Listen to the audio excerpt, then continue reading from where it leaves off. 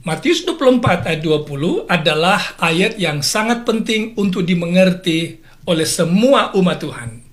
Dalam ayat ini, Yesus menginstruksikan atau meminta seluruh umat Allah untuk berdoa agar masa pelarian mereka tidak jatuh pada musim dingin atau pada hari Sabat.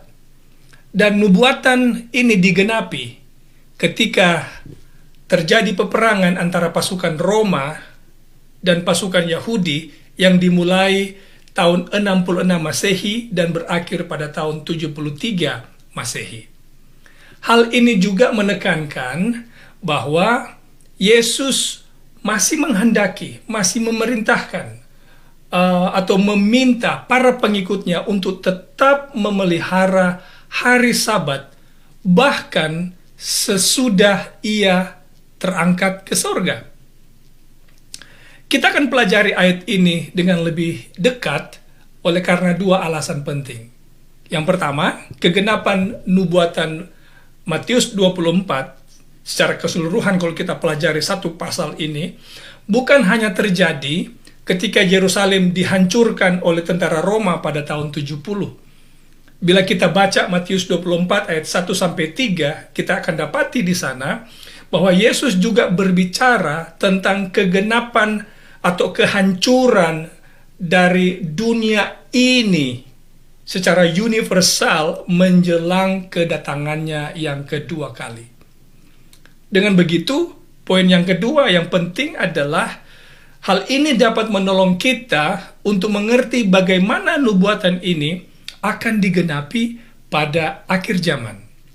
Kemudian, hal yang perlu kita ingat juga adalah audiens atau pembaca dari kitab Matius adalah mereka yang hidup sebelum, ini artinya melihat ke depan, dan sesudah, artinya melihat ke belakang, perang antara Roma dan Yahudi yang terjadi pada tahun 66 sampai tahun 73 Masehi. Jadi sangat jelas bahwa mereka yang harus melarikan diri, yang dimaksud dalam ayat ini, adalah para murid Yesus atau pengikut Yesus yang akan tetap hidup atau masih hidup ketika Yerusalem akan dihancurkan oleh Roma tahun 70 Masehi. Nah, untuk memulai, kita akan melihat beberapa pendekatan tafsiran atau kesimpulan terhadap nubuatan Matius 24 ayat 20 yang dilakukan oleh beberapa atau oleh para scholars atau para pelajar-pelajar Alkitab. Tapi sebelumnya, mari kita baca Matius pasal 24 ayat 20. Apa sih sebenarnya yang ada di sana? Kita baca Matius 24 ayatnya yang ke-20. Berdoalah supaya kamu waktu melarikan diri itu jangan jatuh pada musim dingin dan jangan jatuh pada hari Sabat. Nah, ada 5 pendekatan atau kesimpulan yang diambil oleh para ahli Alkitab tentang kegenapan nubuatan ini. Yang pertama, menurut mereka, orang Kristen tidak akan mengadakan perjalanan pada hari Sabat. Mereka harus berdoa supaya tidak mengadakan perjalanan pada hari Sabat, oleh karena mereka takut dianiaya oleh orang-orang Yahudi. Karena jangan lupa orang Yahudi ini sangat ketat dalam pemeliharaan hari Sabat. Pendekatan yang kedua adalah tidak melarikan diri pada hari Sabat. Ini adalah tindakan perdamaian atau menimbulkan perdamaian antara kelompok Yahudi dan orang-orang Kristen. Jadi kalau orang Kristen tidak melarikan diri pada hari Sabat, ini disebutkan akan menciptakan suasana damai di antara dua kelompok ini. Pendekatan yang ketiga atau kesimpulan yang ketiga, tidak melarikan diri pada hari Sabat oleh karena akan terjadi kesulitan, baik akan menghadapi kesulitan geografi ataupun kesulitan fisik yang akan mereka alami selama pelarian. Yang keempat, tidak melarikan diri pada hari Sabat oleh karena pintu gerbang kota Yerusalem selalu ditutup pada hari Sabat. Apakah ini benar? Kita akan lihat sebentar. Dan yang terakhir, yang kelima, tidak melarikan diri pada hari Sabat agar mereka tetap dapat memelihara kekudusan hari Sabat dengan tenang, dengan damai, dan dengan baik.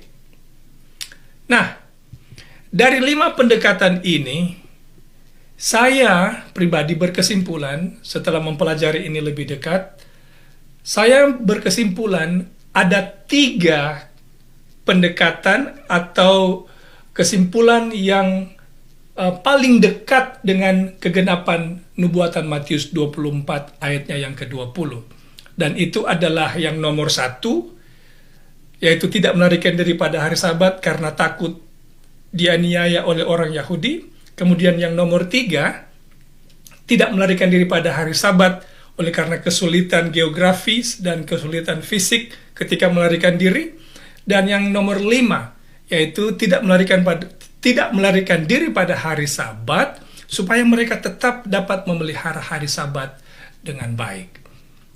Kita lihat satu demi satu. Nah, yang pertama, pendekatan yang pertama ini kita bisa langsung gugurkan dengan mudah oleh karena 2 alasan utama mengapa orang Kristen tidak perlu takut kepada orang Yahudi melarikan diri pada hari Sabat. Alasan yang pertama adalah pada umumnya rabi Yahudi atau guru-guru Yahudi, pemimpin-pemimpin agama Yahudi mengizinkan seseorang untuk menyelamatkan diri pada hari Sabat apabila nyawa orang itu terancam. Lagi pula, kelompok penganiaya dalam Matius 24 ayat 20 bukanlah orang Yahudi. Karena berdasarkan studi yang akan nantinya kita lihat, orang Roma lah yang akan menganiaya dan bukannya orang Yahudi. Artinya orang Yahudi dan orang Kristen, kedua-duanya akan berada pada situasi yang sama, yaitu melarikan diri.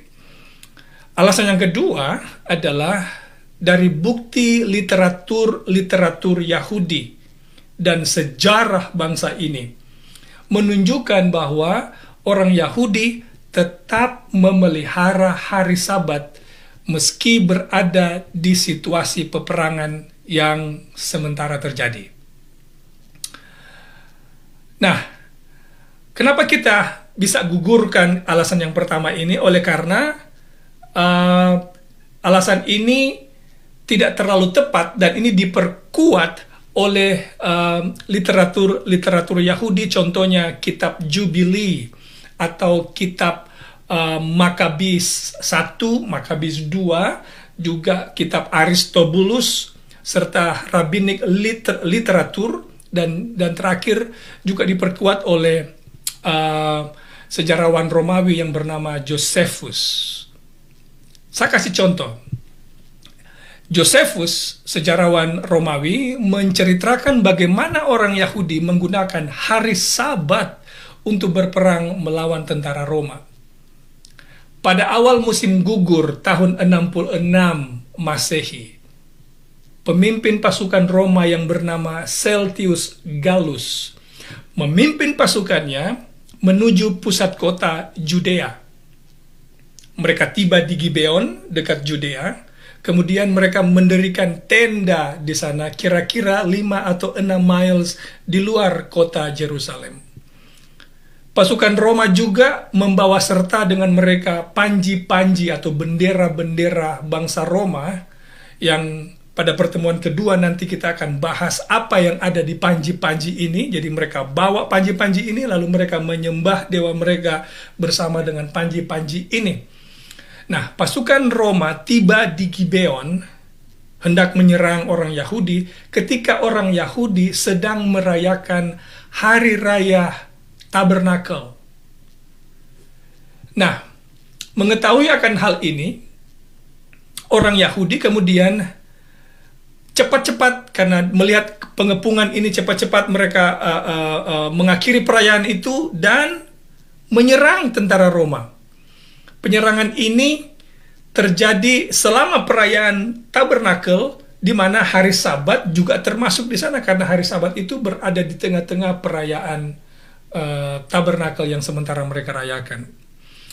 Di dalam bukunya yang bernama atau yang berjudul Jewish War atau Perang Yahudi yang ditulis oleh Josephus, Book 2, paragraf 517.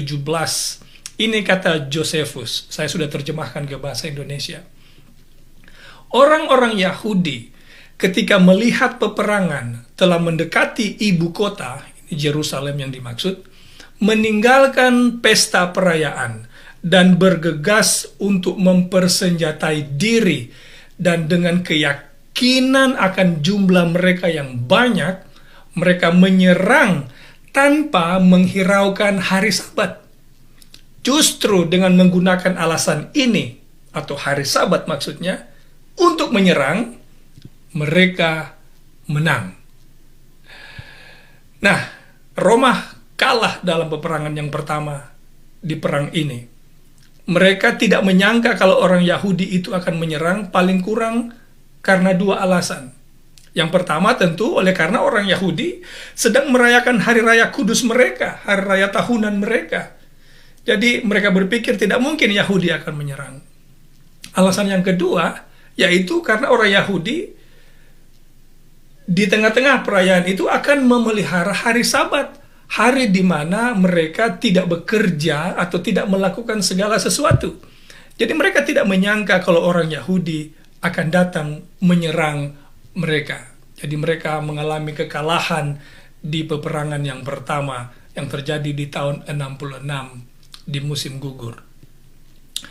Nah, contoh lain yang bisa saya sebutkan di sini adalah juga dalam buku yang sama, Jewish War, Book 4, atau buku 4 karena ada beberapa jilid dia, paragraf 99 dan 100. Ini Josephus punya cerita. Ia menceritakan demikian. Pada tahun 66 AD atau Masehi, Roman Emperor yang bernama Vespasian, ini Kaisar Roma, mendengar kabar bahwa salah satu kota Yahudi yang bernama Gisalah masih belum menyerah. Kemudian ia mengutus Jenderal Titus bersama 1.000 pasukan. Pemimpin pemberontak yang ada di Gisalah bernama John. Ketika Titus tiba di Gisalah, John, pemimpin pemberontak ini, memutuskan untuk bernegosiasi dengan Jenderal Titus.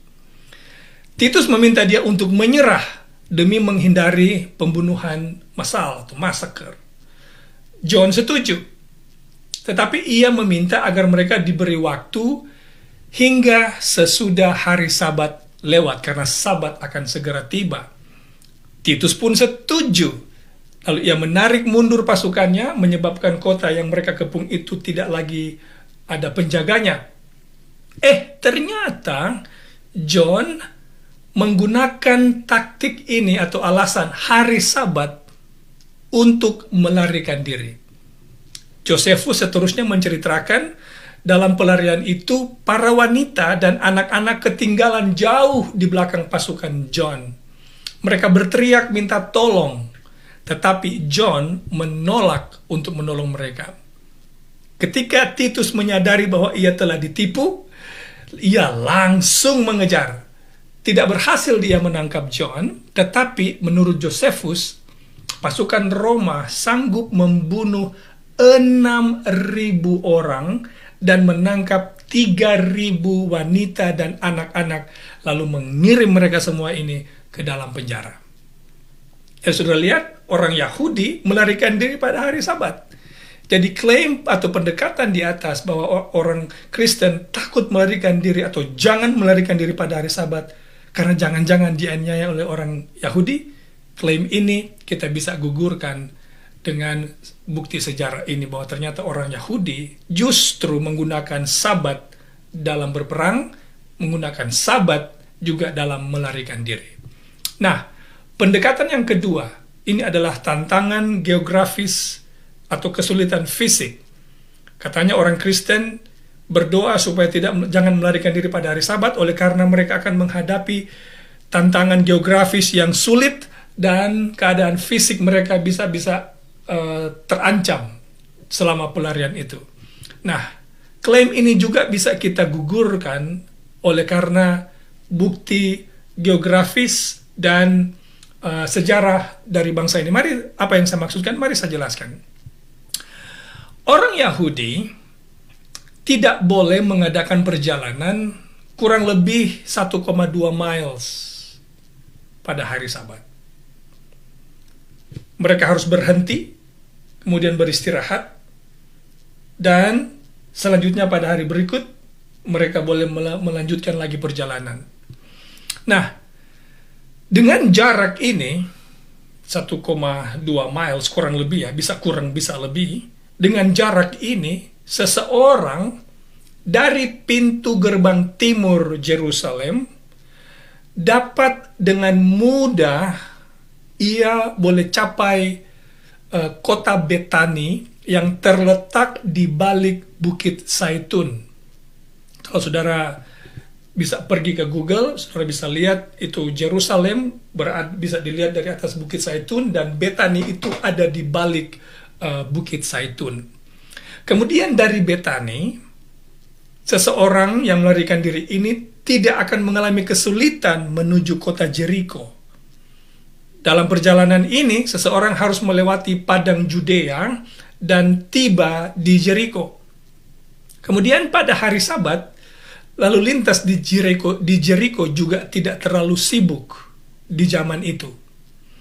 Jadi, bila seseorang ingin melarikan diri pada hari Sabat, ia dapat dengan mudah melakukannya tanpa harus melanggar hukum Sabat yang ditetapkan oleh orang Yahudi. Karena dengan jarak ini, bila dia memulai pelarian di pagi hari, dia sudah bisa tiba di Betani, keluar dari Yerusalem, tiba di Betani sebelum matahari terbenam. Jadi mereka bisa melarikan diri tanpa harus melangkahi hukum hari Sabat yang orang Yahudi tetapkan. Nah, pertanyaan yang lain adalah, apakah pintu gerbang kota Yerusalem itu dibuka pada hari Sabat atau tidak? Well, ini yang saya dapati, bahwa pada waktu normal atau di saat tenang, tidak ada peperangan, tidak ada kekacauan, pintu gerbang kota dibuka termasuk pada hari Sabat. Hal ini dilakukan agar memberi kesempatan kepada orang-orang yang berada di luar kota Yerusalem untuk datang beribadah di Ka'bah Yerusalem pada hari Sabat. Tetapi pada masa peperangan, semua pintu kota ini ditutup. Jadi ketika terjadi, kalau ada damai atau tidak ada peperangan, pintu kota dibuka, artinya mereka bisa melarikan diri. Nah, jadi pendekatan yang kedua juga bisa kita gugurkan dengan fakta-fakta ini. Sekarang, pendekatan yang ketiga, Tuhan meminta kita berdoa agar pelarian kita atau pelarian umat Tuhan di zaman itu tidak akan jatuh pada hari Sabat atau musim dingin, supaya mereka tetap dapat menguduskan hari Sabat dengan tenang. Dan memang inilah pendekatan atau konklusi yang paling tepat dari kegenapan nubuatan Matius 24 ayat 20. Mengapa? Mari saya jelaskan. Perlu kita ingat kembali, seperti yang saya sudah jelaskan di awal, bahwa peperangan antara Roma dan Yahudi diawali dengan kemenangan tentara Yahudi di bagian awal perang. Karena perang itu berlangsung dari tahun 66 sampai tahun 73. Di tahun 66, Yahudi menang melawan Roma. Ini terjadi pada musim gugur tahun 66. Tetapi, tentara Roma kembali datang menyerang pada tahun sesudahnya, tahun 67, di awal tahun 67. Jadi, di antara dua waktu ini adalah waktu bagi umat Tuhan untuk melarikan diri sebagaimana yang Yesus instruksikan bagi mereka. Selanjutnya, pada tahun 67 AD, maksud saya 66 AD, Celtius Gallus, ini mengulangi cerita yang di awal tadi, menggerakkan pasukannya untuk menyerang kota Jerusalem dari sisi northeastern maksud saya. Ini apa ya? Ini utara timur, daerah sana lah. Ya. Ia membawa pasukan dengan panji-panji Roma dan mengepung kota Jerusalem kurang lebih hampir sebulan lamanya. Pasukannya kemudian masuk hingga pada dinding kota dan siap membakar pintu gerbang dekat Ka'bah. Orang Yahudi berpikir ini adalah kesudahan bagi mereka. Tetapi tiba-tiba Celtius Gallus memerintahkan pasukannya untuk menghentikan serangan. Ini tidak dimengerti oleh orang Yahudi. Sebenarnya kesempatan bagi orang Roma atau tentara Roma untuk menang ada di depan mata mereka. Tapi kesempatan itu telah lewat. Malah yang terjadi adalah pasukan Yahudi mengejar tentara Roma hingga ke daerah yang bernama Beth Horon. Dan di sana mereka memukul kalah pasukan Roma. Sekarang, bayangkan apa yang dilakukan oleh umat Tuhan selama pengepungan itu. Berdasarkan Matius pasal 24 ayat 20, Yesus menginstruksikan mereka bahwa ini adalah waktu khusus, waktu yang istimewa, waktu yang baik bagi mereka untuk berdoa. Karena apa? Mereka telah melihat kekejian yang membinasakan. Mereka telah melihat kekejian yang membinasakan, yaitu tentara Roma yang datang mengepung Yerusalem dengan membawa panji-panji bendera Roma.